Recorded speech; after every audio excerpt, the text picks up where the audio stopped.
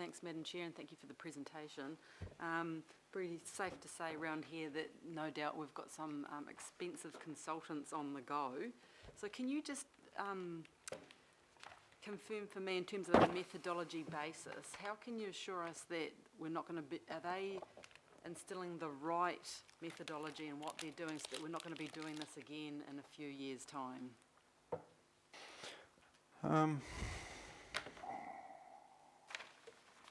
Not quite sure how to answer that, but let me try. The frame of the methodology was developed by Auckland Council and handed to the project. My assessment was that was actually a pretty good frame, and I think it's proved to be a robust frame.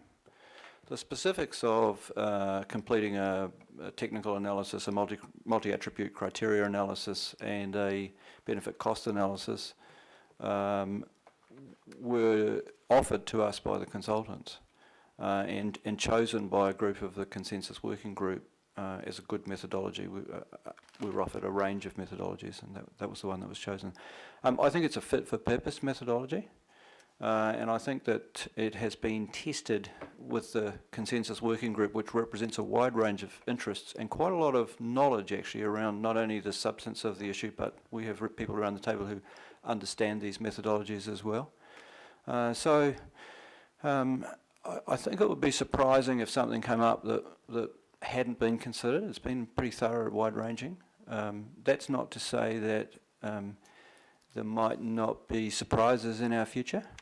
And particularly when we think about the long-term future. To give you an illustration, you know, our assessments depend on making some assumptions about future trends. If we were sitting here 10 years ago, we would have been expecting increasing energy costs. Today we might expect reducing energy costs. Things change. Okay, thank you, Councillor Crum. Councillor Walker. Sure. I don't have the original scope in front of me, but just picking up on a couple of your points. You mentioned the obvious comment that we don't have any national strategy in New Zealand around ports. If it follows that there are issues within, let's say, the north, but there happen to be capacity solutions elsewhere in New Zealand, Wellington, Littleton, other ports, is it conceivable that overall we could deliver as a nation by moving things around? And that might go to the comment that Councillor Cashmore made around the likelihood of a regional hub that could be in Australia, one of the ports there. So instead of the present scenario, we could have product going directly to the South Island rather than transiting through Auckland, which happens currently. So I suppose the first thing to say on that is that the rule of thumb that the experts use is that you really like a port to be within 100 kilometres of the destination. So you don't want to be shipping it too far. It's possible that if you look at the configuration between Tauranga and Auckland, both of them have growth requirements. Tauranga, it seems, has a limitation in what it can handle. And if you looked at any one of the three options outside of the existing port, you would be able to create a port of sufficient size to accommodate any envisaged future growth in those locations. Can you just repeat that? Any of the three locations being considered beyond Auckland would allow us sufficient volume to accommodate any envisaged future growth. Okay, thank you. Okay. Councillor Darby. Thanks, Rick. Thanks for coming along and updating us. Just want to explore this long-term strategy. The scope was pretty specific, and we asked for, and the group actually confirmed those words as well. So we're looking for a long-term strategy, and that needed to consider the longer term, but it was at least 30 years for freight estimation and 50 years for port location. Earlier, when we discussed it here, we also, from memory, and I'll just bring it up, my apologies, we talked about, for clarity of purposes, all options need to consider how port activities could be configured current and future, both current and future. So long-term strategy, just like Auckland Plan, look out, but then there's short-term things to address.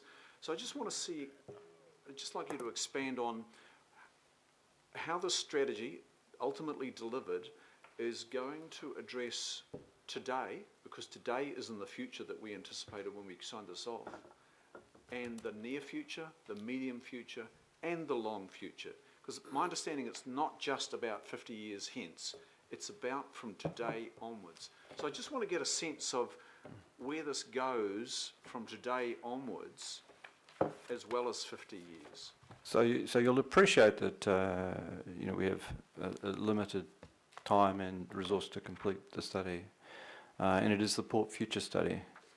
In response to the 30 and 50 years plus, the 50 years plus reflects that any infrastructure investment that you make in a port has a very long time horizon, longer than 50 years.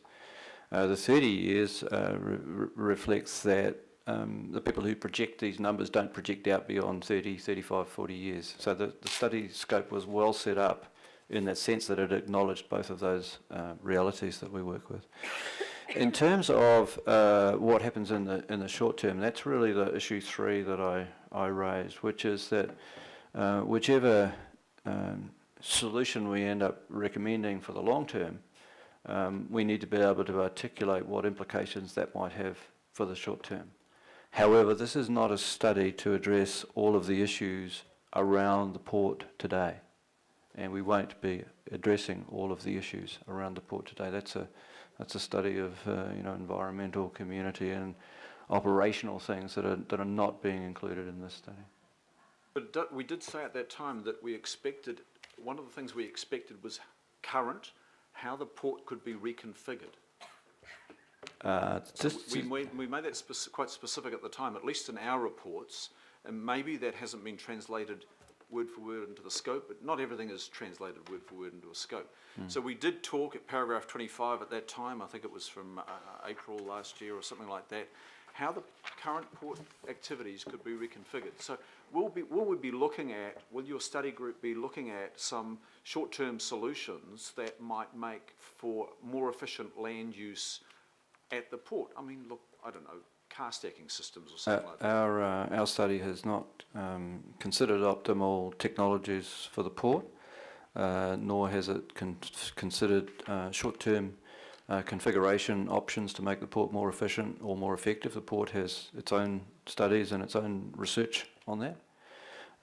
Our study may have some implications for short-term needs or options around the port and its configuration and around its landside connections. Okay. That's interesting. Thank you, Councillor Darby. Councillor Wood. Hi, thank you. Just in relation to the 5 options, I see Northport obviously is not. Northport's at Marsden Point, isn't the big deep water port there? Well, it's not big, but it's a deep water port. You know, I went to a meeting in Whangarei last week, and where they were rallying behind getting more rail systems in Northland, and they talked about upgrading the North Auckland rail line. Is that something that you looked at? Would they have looked at that, the cost of upgrading that line? And yes, I imagine it will have been looked at, but perhaps not in detail. And certainly Northport as an option has been considered. It has a couple of drawbacks. One is the distance. It's more than that 100 kilometres that's regarded as ideal. But also its ultimate capacity to handle all of Auckland's volume is not sufficient. That said, as I mentioned before, there's the question of how we get from here to there. And in the here to there, it might well be that some volumes, either as part of the plan or as part of contingency, might end up being accommodated in Tauranga or at Northport. yeah, I think Kiwi Rail actually, the ballpark figure was about $3.5 to $4 billion to actually get a rail line between Auckland and with the need to supplement across the urban areas of Auckland because of the metro rail. So it was big dollar terms they were talking about. Yeah, and I think one of the other considerations here is that you know, a large portion of the volume that's coming in is heading towards the southern part of the urban region, and therefore anything that's north of the city needs to come through the city. And just the geography of the city with the isthmus makes that sort of challenging to put more volume through there. Thank you. Thank you, Councillor Wood. Councillor Clow. Thank you, Dr. Boven. I was one of the councillors that were pushing for this to be done sooner rather than later, but a big consideration for me was not necessarily do we get rid of the port from downtown. It was more the economic, basically the undervalue that we're getting out of our investment in the port business, not the location, and that is arguably our investment in the port has been a negative one since the ARC purchased it 100%, repurchased it, or rebought it, I should say, 100%. So just getting back to Councillor Cashmore's question, just to really explore that a bit more about a northern port strategy, which would naturally become a national port strategy. Are you investigating very much into the actual economic value, the balance sheet value, the long-term value of our port, and how it could be enhanced through amalgamation with Tauranga and Whangarei? Because it seems to me a lot of it's all about location. We're going to move the port. Now that's not necessarily what we may want to do. In 50 years' time it could be we have a port there that has just limited activities and clearly not larger, which seems to be, you know, it's going to be done differently, but basically it wouldn't be done larger, and hopefully the technology would keep on increasing so that you could deal with it on the same site. But it's the value of our investment when you see Tauranga, Ports of Tauranga soared from, you know, $1 on issue to sitting about $18 or $19 a share at the moment, and the investment return and the balance sheet value for the regional council down there is phenomenal compared to our rather poor performance in both return and the actual balance sheet value. So the question of the ownership and governance of the port was not included, it was excluded from the draft brief that we were offered, the draft scope. The final scope that we submitted and was accepted was, it did include that, but only if it altered the ranking amongst the options. So it has not been a focus of our study. I guess I would observe that any additional port location option that was to be adopted would have material incremental capital costs over the situation that we're in today, and I'm not sure that you get a much better return than you're getting today from those material additional costs. So therefore that poses the question, if you're coming back with saying the status quo with the movement of some of the operations, and clearly the one we all think about that's is stark as the cars, you know, which is 45 or 50% of the import value is my understanding, coming in. I mean, are you coming back to, as one of your options that may be, that really the best long-term economic return is to actually have the port stay there? That analysis is still in progress, so I can't really prejudge that. Okay, but it is being analysed as... It is being analysed. Thank you. Thank you, Councillor. I should probably add too that obviously the analysis is a broad analysis. It's not an analysis of the financial balance sheet implications. Councillor Quicks. Rick, I think I may have heard you say that technology was something that you weren't looking into for. Was being handled by the port itself rather than by your group?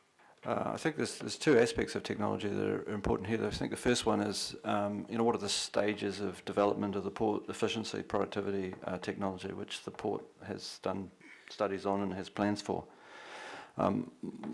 My concerns are more actually around what are the impacts of technology uncertainty when we get out to the 50 to 100 year time horizon.